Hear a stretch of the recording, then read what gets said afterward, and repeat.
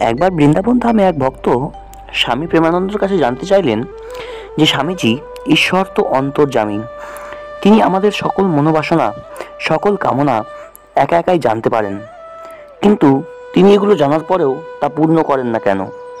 কেন সমস্ত বিপদের সময় ঈশ্বরকে ডাকলেও সমস্ত বিপদ কাটিয়ে ওঠা যায় না? তাহলে কি ঈশ্বর আমাদের মঙ্গল চান না? তো এই প্রশ্নের উত্তরে স্বামী প্রেমানন্দ কি জানালেন তা আমরা আজকের ভিডিওতে জানবো। তো চলুন বন্ধুরা, কমেন্টে রাধে রাধে লিখে আজকের ভিডিওটা শুরু করা যাক। তো এর উত্তরে স্বামী প্রেমানন্দ জানাচ্ছেন, দেখো বৎস, আমাদের সমস্ত মনোবাসনা ঈশ্বর এই কারণেই পূর্ণ করেন না, কারণ আমাদের সমস্ত মনোবাসনাই আমাদের জীবনে সুখকে নিয়ে আসে না। কিছু কিছু মনোবাসনা পূর্ণ হলে আমাদের জীবনে নেমে আসবে অঘোর অন্ধকার। এই কারণে ভগবান আমাদের সমস্ত ইচ্ছা পূরণ করেন না। ভগবান কেবল সে সমস্ত ইচ্ছাই পূরণ করেন যে সমস্ত ইচ্ছাগুলো আমাদের জীবনকে করে তোলে মঙ্গলময় এবং আমাদের চলার পথকে আরও সহজ করে তোলে। অনেক সময় আমরা অনেক ব্যক্তিকেই এই কথাটা বলতে শুনে থাকি যে আমি তো ঈশ্বরকে ডেকেছিলাম, বিপদের সময় বারবার ঈশ্বরকে ডাকার পরেও আমার বিপদ কাটেনি, তাই আমি আর ঈশ্বর ডাকি না। এই কথাটা বারবারই শোনা যায়, কিন্তু এমনটা করলে চলবে না। এই সমস্ত বিপদ ঈশ্বর কাটান না এই কারণেই, কারণ কোনো কোনো বিপদের ফলাফলের মধ্যেও লুকিয়ে থাকে গভীর মঙ্গলময় সংকেত। কোনো কোনো বিপদ আপনার জীবনকে আরও উন্নতি করতে সাহায্য করে থাকে। এই কারণে সেই সমস্ত বিপদ ঈশ্বর কাটান না। আর যে সমস্ত বিপদ তোমার জীবনের ক্ষতি করতে পারে সেই সমস্ত বিপদকে ঈশ্বর অবশ্যই কাটিয়ে দেন। তাই স্বামীজি সবসময় বলেন যে ঈশ্বরের প্রতি অভরসা হয়ো না, ঈশ্বরের উপর বিশ্বাস এবং ভরসা রাখো এবং সর্বদা ঈশ্বরকে ডেকে যাও। দেখবে ঈশ্বর তোমার জীবনে এমন মিরাক্কেল ঘটাবে যা দেখে তুমিও অবাক হয়ে যাবে।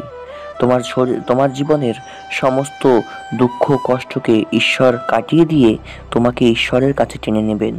তখন তুমি শুধু ঈশ্বর সেবার মধ্যেই পৃথিবীতে আনন্দ খুঁজে পাবে। তখন ঈশ্বর লাভের কাছাকাছি পৌঁছে যাবে এবং এই পৃথিবীকেই স্বর্গ বলে মনে হবে। আসো তোমাদেরকে একটা গল্প শোনাই। তো একবার একটি সাপ একটি ছোট্ট পায়রাকে ধরার জন্য তাকে তাড়া করলো। পায়রা জীবন নিয়ে পালাতে শুরু করলো, আর এদিকে একটা বাজ পাখি এসে সেই সাপটাকে ধরে ফেললো।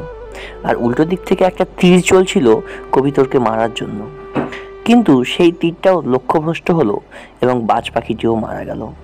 তাই দেখো, সেই নিঃস্ব কবিতর, যার বাঁচার কোনো সম্ভাবনাই ছিল না, ঈশ্বর তাকে কিভাবে বাঁচিয়ে নিলেন। এই রকম মিরাক্কেল ঈশ্বর তোমার জীবনের সঙ্গে অবশ্যই ঘটাবেন। শুধু তোমাকে ঈশ্বরের ওপর ভরসা রাখতে হবে, বিশ্বাস রাখতে হবে যে ঈশ্বর আমাকে সমস্ত বিপদ থেকে বাঁচাবেন। তাই বৎসগণেরা, ঈশ্বরের ওপর ভরসা রাখো এবং সর্বদা ঈশ্বরের নাম মুখের মধ্যে রাখো। তাহলেই দেখবে এই পৃথিবীর সমস্ত বিপদ থেকে নিজেকে কাটিয়ে উঠতে পারবে এবং পৃথিবীর কোনো বিপদই তখন বিপদ বলে মনে হবে না। যার মুখে ঈশ্বরের নাম থাকে তার কখনো বিপদ আসতে পারে না, কারণ ঈশ্বর হলো মঙ্গল ভবন অমঙ্গলহারী। তো বন্ধুরা, আজকের ভিডিওটা কেমন লাগলো আপনাদের? আর প্রেমানন্দ মহারাজের হিন্দি ভিডিও থেকে বাংলায় শোনার জন্য আমাদের চ্যানেলটাকে সাবস্ক্রাইব করুন এবং আপনার প্রিয়জনের সঙ্গে আমাদের ভিডিও শেয়ার করুন এবং আমাদের পাশে থাকুন। ধন্যবাদ।